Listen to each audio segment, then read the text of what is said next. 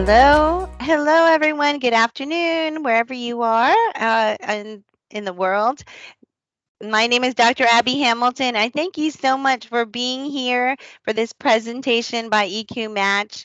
We're excited about the response and the attendees that are going to be coming into this presentation. So I just want to introduce myself. I'm Dr. Abby Hamilton. I'm the industrial organizational psychologist here at EQMatch, where we focus on the fact that, hey, we're humans before employees. Welcome to this presentation on DEI and emotional intelligence. Thank you so much for coming. So let's just jump right in.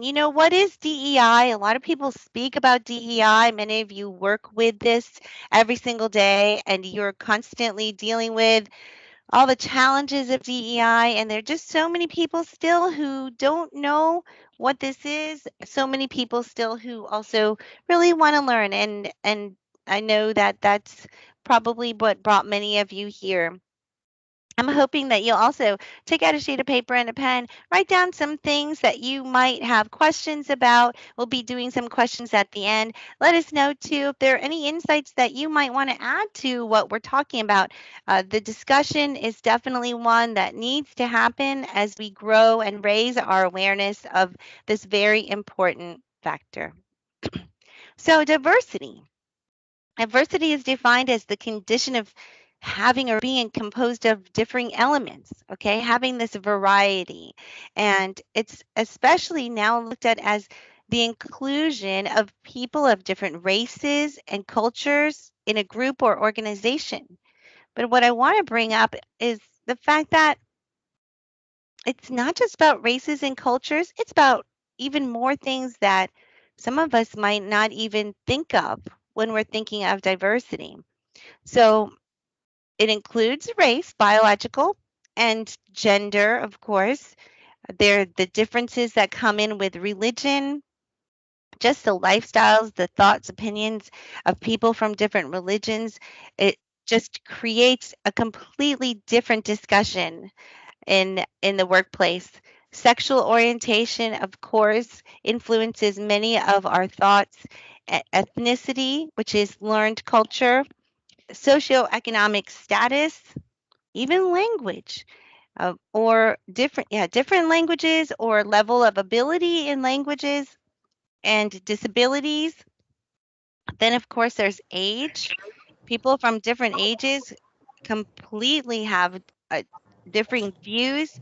And then also a political perspective. Oh my goodness. Yes, we've seen so much of that and how it the the political perspective completely changes the discussion. And I'm going to take it even a little bit further here.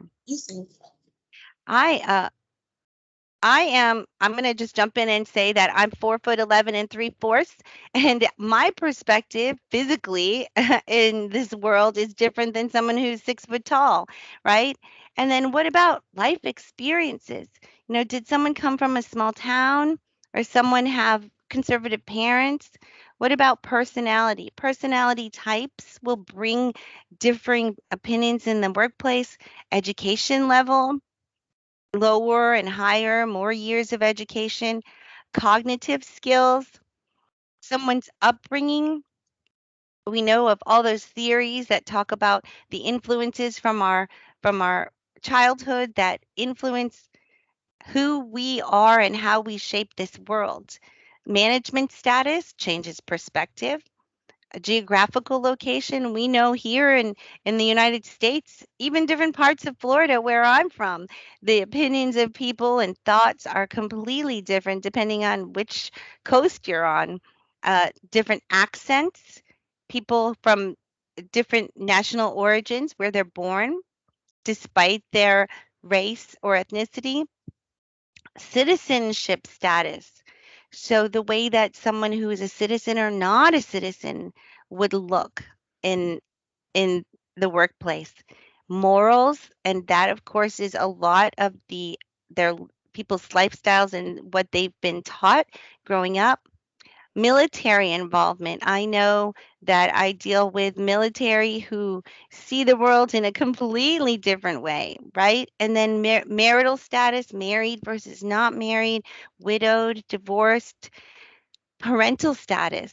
Those parents, those people who have children or don't have children, and even criminal background. So, life experiences all around shape the diversity of the people that are working all together towards the common goal of making your company a better company. And what does diversity bring to the workplace? When you get that mixture, the combination of all these differing opinions from all different backgrounds, you find increased productivity and revenue. Companies are reporting that their productivity is going up when they have more diversity, and their revenue, better creativity and innovation, for someone to bring up an idea you never heard of before because they had experiences with that from their past.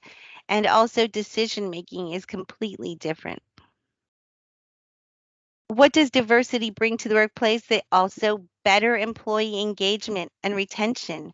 When all different people come together and the discussions that they have that are so full colorful, they they really make the company a different place where employees can engage, and then the retention is there. Now let's look at equity. So each of these things, D, E, and I, are looked at in different ways. And so with equity, we talk about providing those resources to all employees, based on their specific needs. And let's look at what equity creates in a workplace. Equity creates a workplace which recognizes the employee's value. We're going to talk a lot more about the value that you can see in employees when you have equity. And it works to support and create an environment in which they can grow and thrive. And what we're finding is when there isn't equity, there is an environment where people are not growing, they're not thriving, they're not bringing their best talents, bringing their best skills, and it is a disadvantage to the company. And equity is it increases employee engagement, also employee satisfaction, when all those resources are available to people to be able to grow in a company and to develop, and then it increases employee retention. And wouldn't you like that, right? That would make our jobs so much easier to not have to constantly replace those people who are walking out the door. Inclusion. So the SHRM definition, the Society for Human Resource Management, has the definition of the achievement of a work environment in which all individuals are treated fairly and respectfully as humans. They have equal access to opportunities and resources despite their differences, and they can contribute fully to the organization's success. And I'm really going to talk a lot about this right here. Creating a good DEI environment will allow better contribution to the company's, the organization's success, which is the goal, right? For us to find the value in these people so the company can be successful and to get rid of all the obstacles. And so here it is, DEI. The goal is to build and maintain a successful workplace, to get through all these challenges and finally see how the company can come together. And a solution that we're going to provide for you today is taking a look at emotional intelligence. When we bring in emotional intelligence, we can break down the actual emotions that are happening involved in DEI, and there are so many. This is human nature for us to have these emotions. And then what I love about this strategy that I'm going to talk about today is that it's going to help us pinpoint those areas that need attention.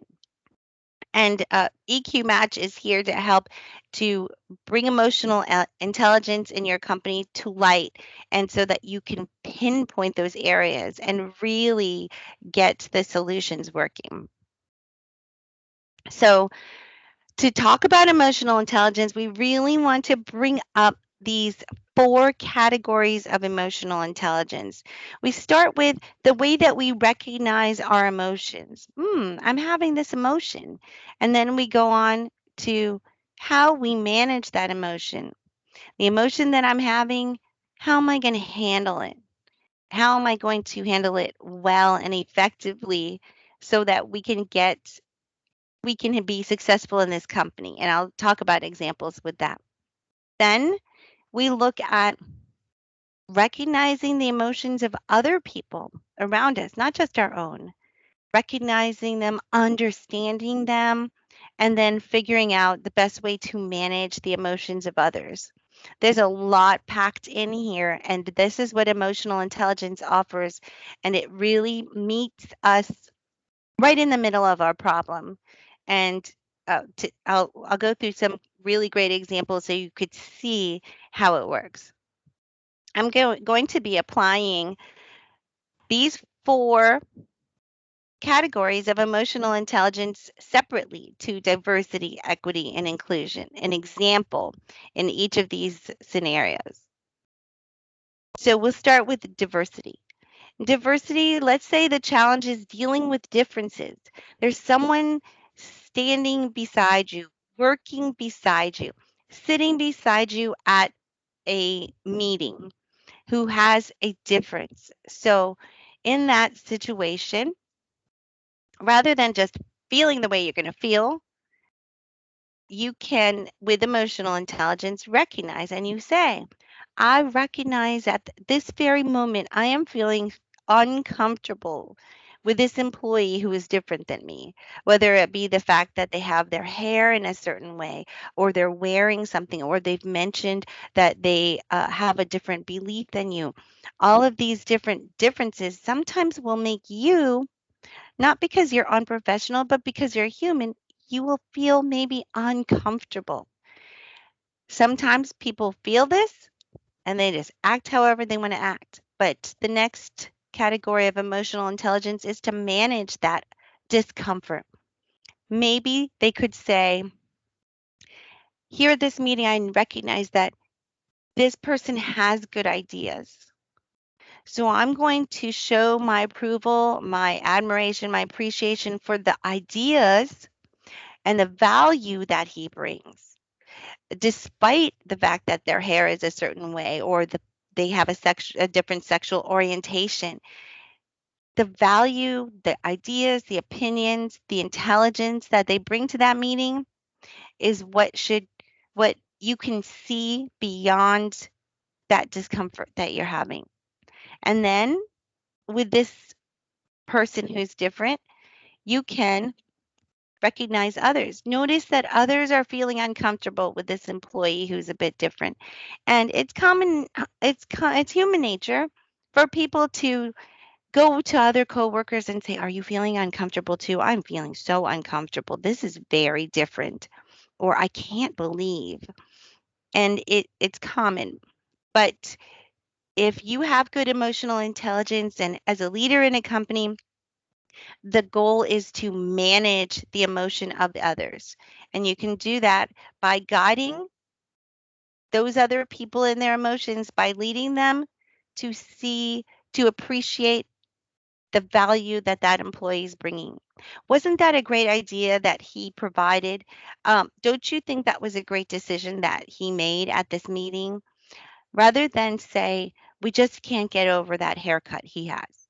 You know, you look then again at the goal, which is to bring success to the workplace and to the company. In equity, an example would be that you see the value despite an employee's shortcomings.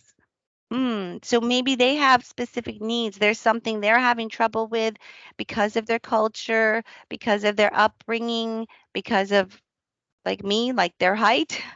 There's some shortcoming that they have. And you can recognize that, in this situation, I am frustrated that this bright employee is not speaking up and it's making you crazy. I mean, it's the initial reaction, it's this emotion. So you can take that emotion, that frustration, that being annoyed, and manage your emotion when you have good emotional intelligence.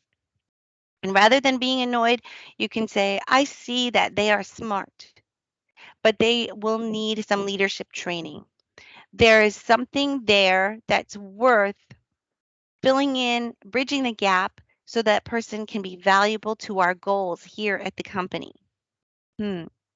And that is the more responsible way to handle the emotion and the frustration and the annoyance that you're having. How about recognizing everybody else? How are they doing? I see that this person, okay, so let's look beyond ourselves. Look at the person. They're so smart. They have all these ideas, but they're afraid. You can actually see the fear that they have when it comes to speaking up. Just think of the power that's behind this person that is not unleashed because, or it's kept hidden, and almost, it's a great disadvantage to the company because the person's not speaking up. Once you recognize this challenge that the person's having, maybe you can manage that emotion by saying, I can tell them that I appreciate their talent. I appreciate what they, uh, the the data they were able to provide that helped us make a major decision in this company. I appreciate the hard work that they did in order for us to accomplish this task, this project. And then in that, find your role to encourage them to speak up. So when you take four these four categories of emotional intelligence and break down exactly what's happening when that employee has a shortcoming and that they are not able to speak up, you can be more effective and it can help with this challenge. Let's look at inclusion. Inclusion, an example is maybe recognizing the personal choices of an employee. Mm. So, is this affecting the company and the company's goal? Let's see what's happening to our own emotions. I'm just not very familiar with his religious belief.